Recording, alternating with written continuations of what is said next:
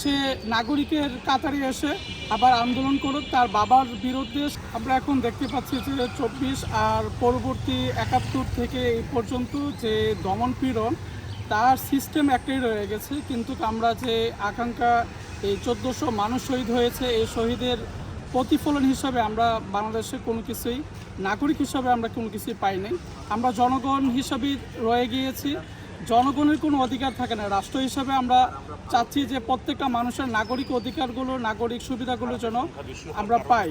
আর তাছাড়া রাষ্ট্রের একটি গুরুত্বপূর্ণ জায়গায় যাওয়াই তো সবচেয়ে বড় একটা স্বপ্ন থাকে। সেখানে যদি কোনো সন্তান তার বাবার কারণে এভাবে লজ্জিত, লাঞ্ছিত হয়, তাহলে আমি মনে করি যে তাকে ওই পথ ছেড়ে দেওয়া এবং সে নাগরিকের কাতারে এসে আবার আন্দোলন করুক তার বাবার বিরুদ্ধে। সে যদি সোচ্চার হতে পারে এবং তাকে যদি কাঠগড়া দাঁড় করতে পারে, তাহলে আমি মনে করবো যে 24 স্পিড তার ভিতরে আছে।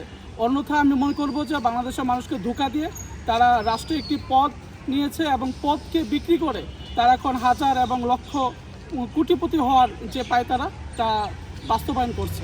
তা আমি মনে করতেছি এই 1971 সালের যে স্বপ্ন, তাও বাংলাদেশের জনগণের এবং বাংলাদেশের নাগরিক হয়ে ওঠা যে নাগরিকের যে স্বপ্ন তা পূরণ হয়নি।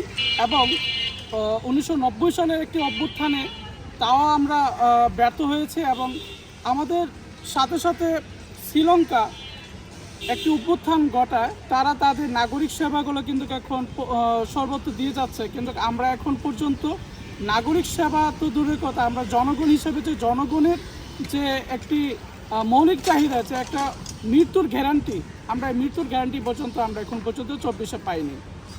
তাই আমি মনে করতেছি এই উপদেষ্টা মণ্ডলীতে যারা আছেন তাদেরকে মানে সচেতন হওয়া দরকার। এবং সে যদি রাষ্ট্রের জন্য যদি কিছু করতে চায়, তার পক্ষে এবং তার নাম ভাঙিয়ে যারা দুর্নীতি করতেছে তাদেরকে অবশ্যই অবশ্যই আইনের আওতা আনতে হবে।